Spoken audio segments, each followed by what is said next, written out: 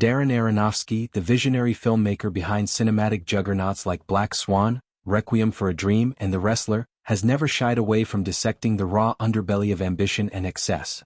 At the prestigious Red Sea International Film Festival in Jeddah, Saudi Arabia, a glittering hub for global cinema discourse, he turned his incisive gaze from the screen to the industry itself.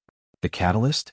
The seismic announcement of Netflix's acquisition of Warner Bros. Discovery, a deal that swallows not just studios but empires. HBO Max, HBO's storied TV legacy, and a constellation of production arms that have shaped modern entertainment.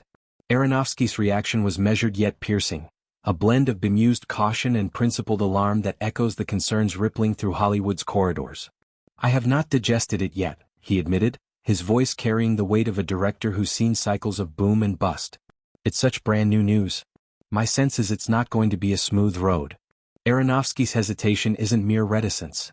It's the mark of a thinker who weighs words like plot twists.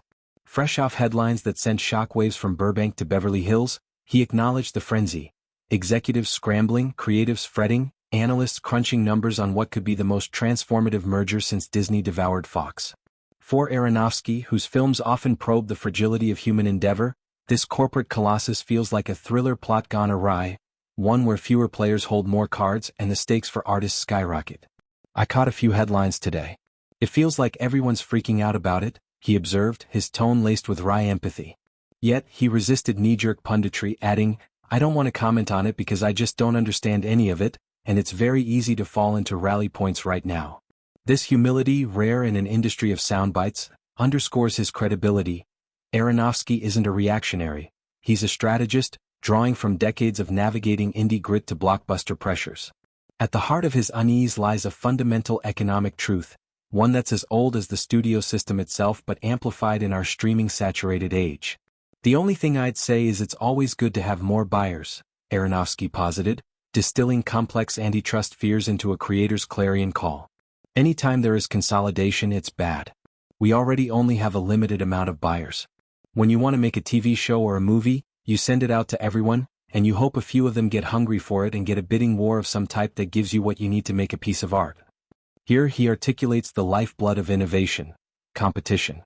In a fragmented market, pitches fly like scripts in a writer's room, diverse voices vying for greenlights, fostering risks that birth breakthroughs. Aronofsky's own oeuvre exemplifies this. Pi's micro-budget frenzy led to Requiem's harrowing opioid odyssey, each fueled by the freedom of multiple suitors. The Netflix-Warner merger, valued in the tens of billions, threatens to choke that pipeline. Warner's trove, icons like The Matrix, franchises like Dune, and prestige vehicles like Succession, bolsters Netflix's already colossal library, potentially sidelining smaller platforms and independents. Aronofsky envisions a domino effect. Reduced bidding wars mean slimmer budgets, riskier pitches shelved, and a homogenization of content that favors algorithms over artistry. "Having one less player is always bad. That's a bummer," he declared, his casual phrasing belying the gravity. It's a sentiment shared by guild leaders from the WGA to SAG-AFTRA, who've long battled for residuals in a shrinking pie. Aronofsky, a Producers Guild member, knows the math. Fewer outlets mean more power imbalances, where streamers dictate terms, squeezing margins for mid-tier projects. The very ecosystem that nurtured his early works. Zooming out, Aronofsky's critique taps into broader anxieties about media monopolies. Post-2020, with cord-cutting accelerating and ad dollars evaporating, consolidation has been the survival mantra. AT&T's Warner grab, Paramount's mergers, Amazon's MGM swallow. Yet each deal erodes diversity. Aronofsky, whose The Whale recently earned Brendan Fraser an Oscar, thrives in spaces where bold visions, be it ballet psychodramas or Noahic epics, find footing. He fears a future where Netflix's data-driven behemoth prioritizes safe bets, marginalizing the hungry buyers who champion outliers. At the festival, amid discussions on global cinema's resurgence, his words landed like a scene from Mother. Chaotic, prophetic, urging vigilance. Aronofsky's career offers a counter-narrative of resilience. From NYU Film School to Protozoa Pictures, his path is a testament to bootstrapping amid gatekeepers. Black Swan, a modest $50 million gamble, soared to $330 million, proving auctions can ignite magic. Now, with projects like the upcoming Postcard from Earth, he champions hybrid models, festivals, VOD, theatrical hybrids, that bypass consolidation traps.